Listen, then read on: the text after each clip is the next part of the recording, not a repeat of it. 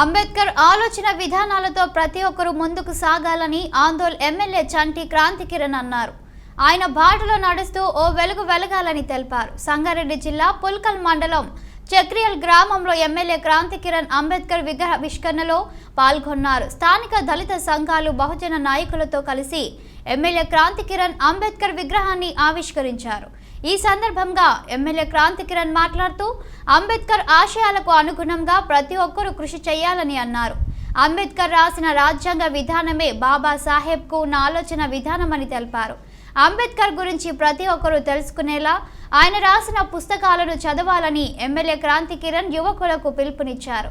ఈ కార్యక్రమంలో ఎమ్మెల్యే చంటి క్రాంతికిరణ్, ఆందోళ్ శాసనసభ్యులు అందరూ, కృష్ణ మాజీ సర్పంచ్ బక్కరెడ్డికి కృష్ణారెడ్డి, గ్రామ సర్పంచ్ చక్రియాల గాజుల వీరేందర్, వైస్ ఎంపీపీ పుల్కల్ మండలం పల్లె సంజీవయ్య, చైతన్య, వేదిక రాష్ట్ర అధ్యక్షులు కొండాపురం జగన్, అంబేద్కర్ సేవా సమితి రాష్ట్ర అధ్యక్షులు దశరథ్, అంబేద్కర్ అవార్డు గ్రహీత మాణిక్యం, కేవీపీఎస్ రాష్ట్ర ఉపాధ్యక్షులు కొంపల్లి శివకుమార్, టీఆర్ఎస్ నాయకులు ఎర్రారం దేవదాస్, నాగభూషణం, కళాకారులు, ప్రజానాట్య మండలి పోచయ్య, కేవీపీఎస్ మండల అధ్యక్షులు ఆంజనేయులు, వెంకట కృష్ణాపూర్ అంబేద్కర్ సంఘం అధ్యక్షులు, అంబేద్కర్ యూత్ సంఘం సమితి తదితరులు పాల్గొన్నారు.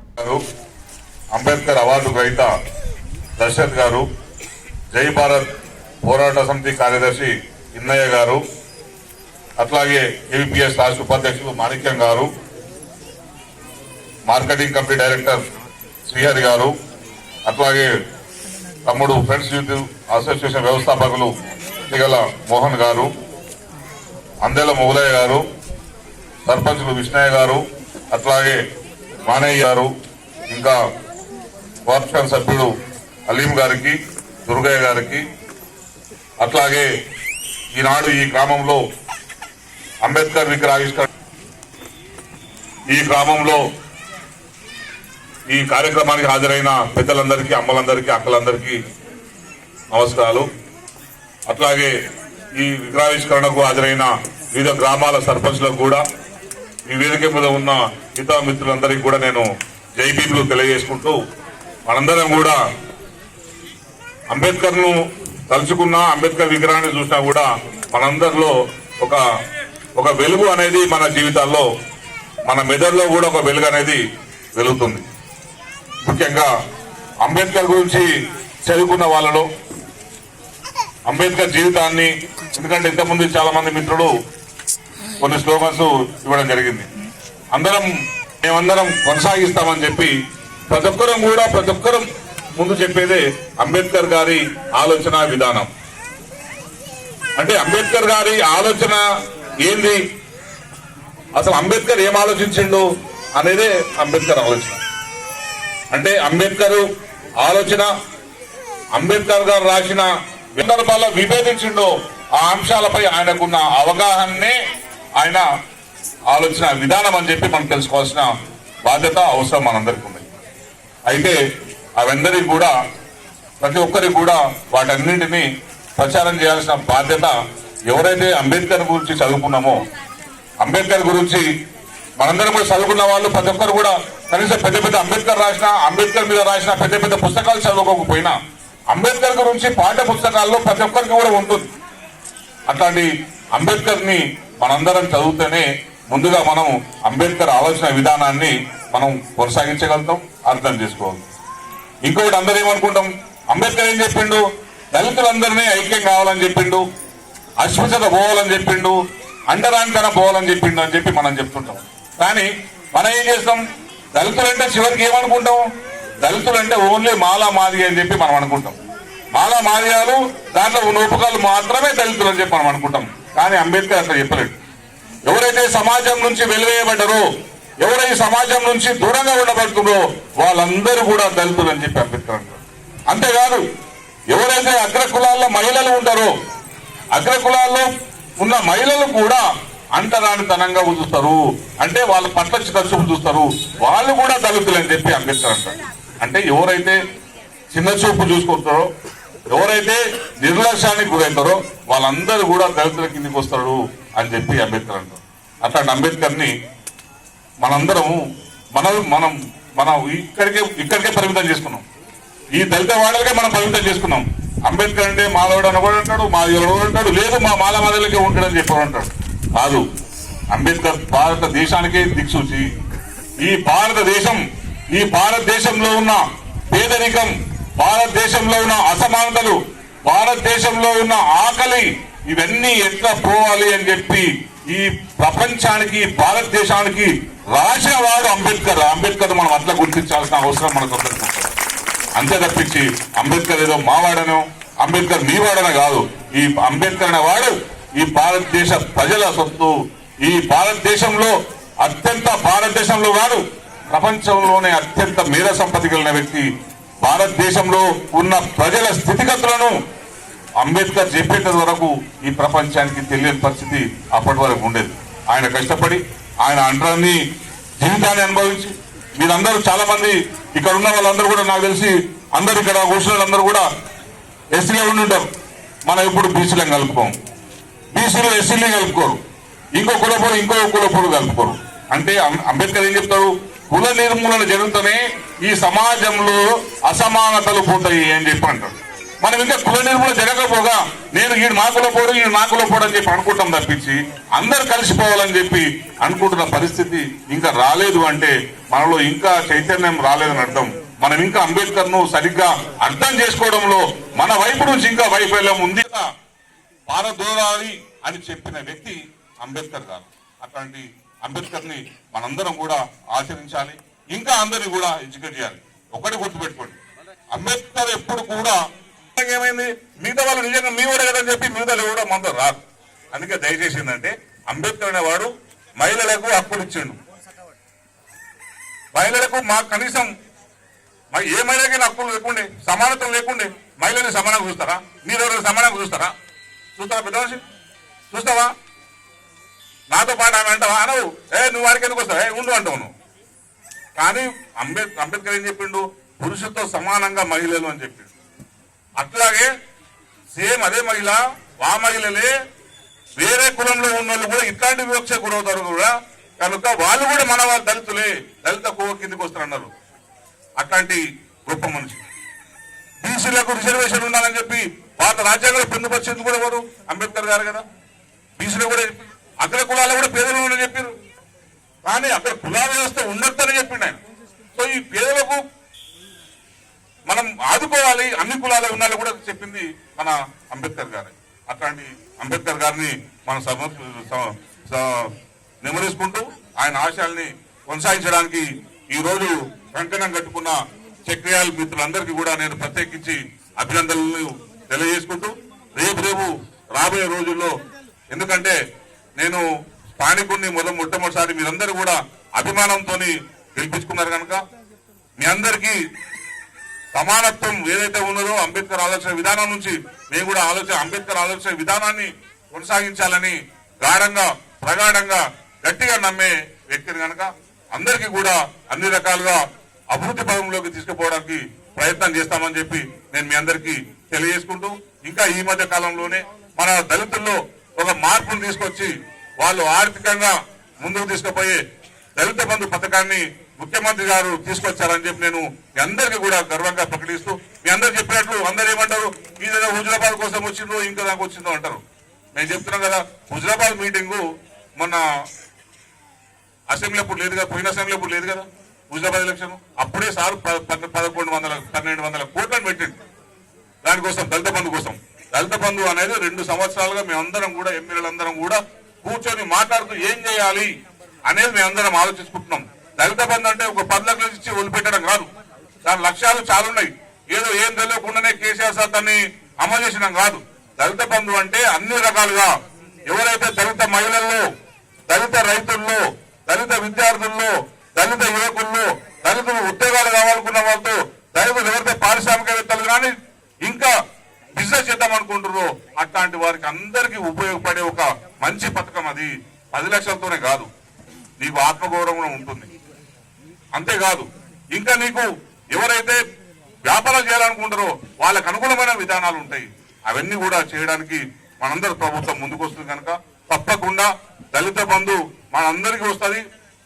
అన్ని ఏదైతే కుటుంబాలు ఉన్నాయో అన్ని కుటుంబాలకి మన నియోజకవర్గంలో కూడా వస్తాయని చెప్పి నేను మీ అందరికీ తెలియజేసుకుంటూ రేపు భవిష్యత్తులో ఇంకా చాలా మనందరం కూడా ఐక్యంగా ఉంటేనే మనకి ఏది కావాలని కూడా వస్తుంది. మనకు ఒకటి పెట్టిన తర్వాత ఇది కాదు ఇది పోదు అనుకుంటూ పోతే అది మనల్ని మనమే ఇది చేసినట్లు అవుతాం.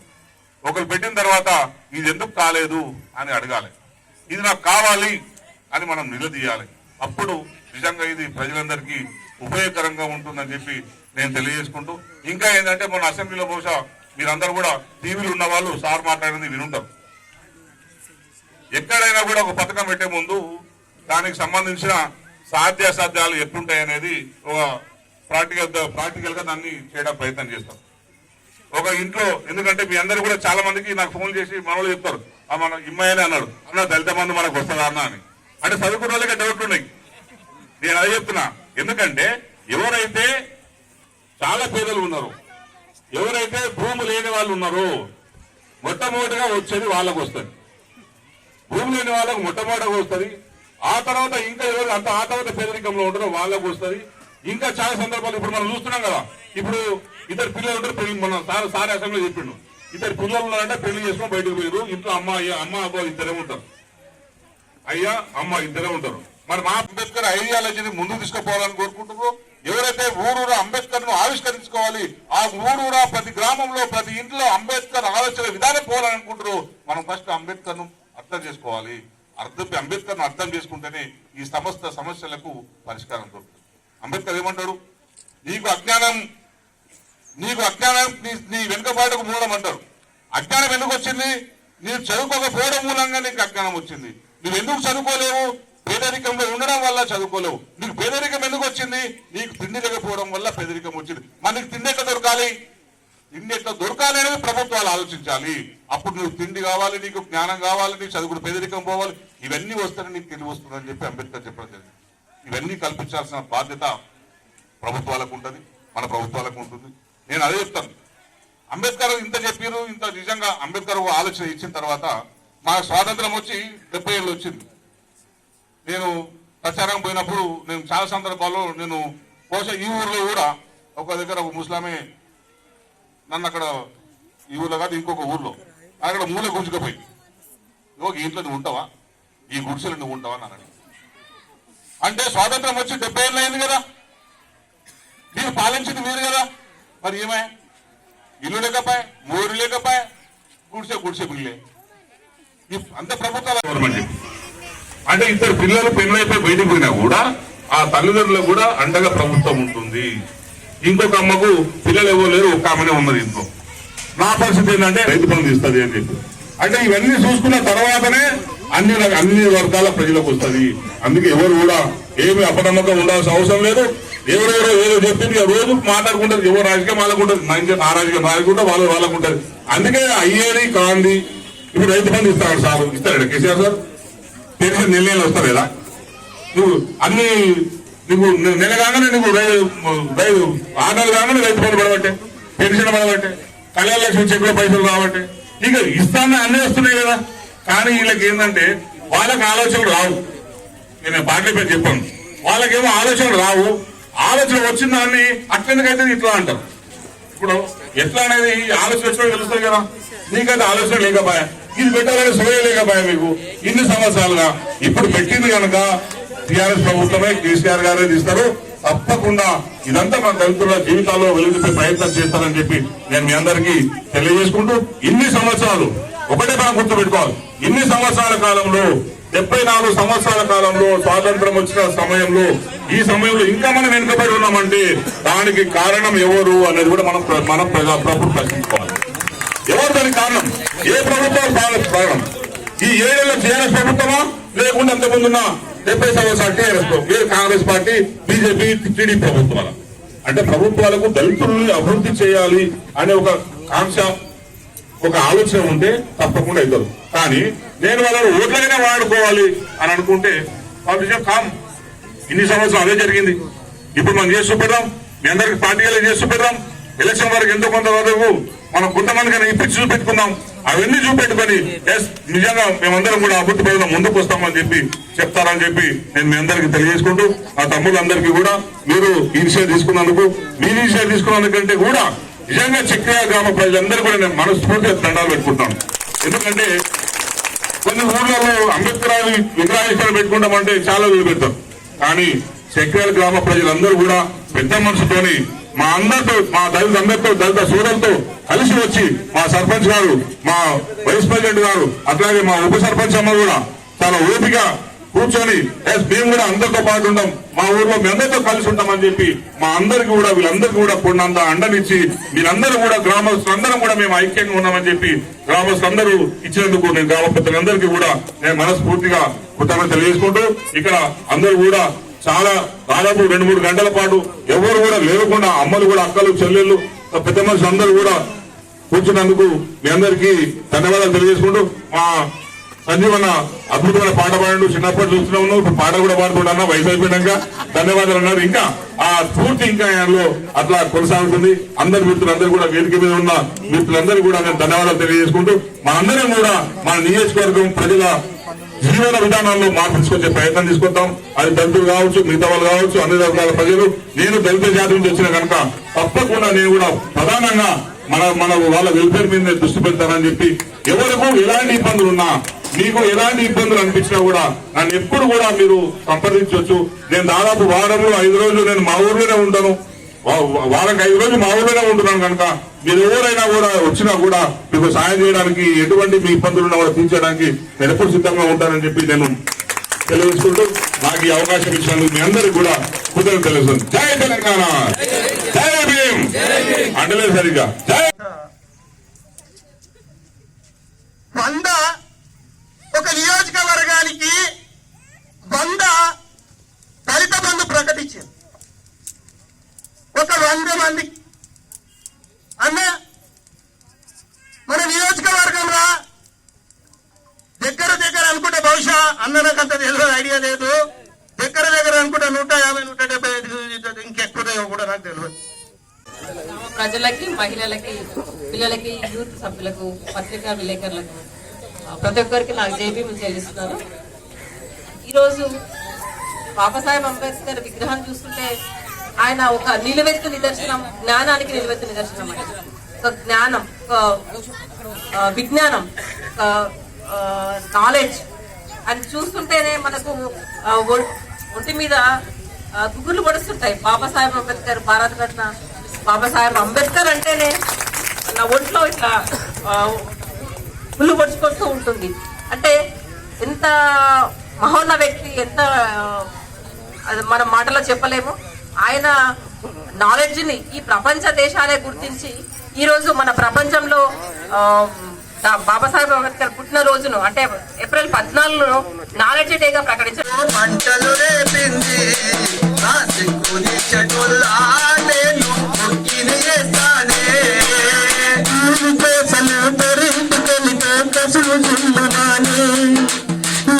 తోడి తన బట్టలుకి పాసలు వేమించను, పాసిన తోడు నాకు కమాగదాని, నా సాధురంతాలు సహబాగి ఒంటి కంట పొగరాయి, అంతరాలు తల వేలాలో మంటలు రేపింది, ఆ సిగ్గు దీక్షటోల్లా నేను పుట్టిన సానే ఎల్లి ఎంకి వసై అని తూతులు పోసిందే, లేని దానికి రోషమెల్లు దాన్ని మీసం తండ్రి తాత